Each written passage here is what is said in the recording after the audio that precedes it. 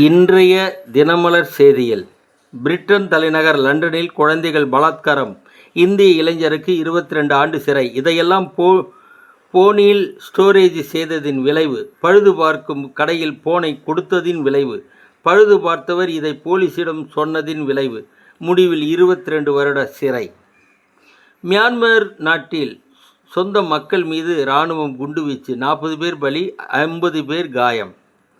பாகிஸ்தானுக்கு அமெரிக்காவின் நவீன ஏவுகணை, வர்த்தகம் செய்வது, உலக நாட்டில் சண்டையை மூட்டுவது, பிறகு சமாதானம் செய்வது, முடிவில் வர்த்தகம், பிறகு சமாதானம் செய்வது.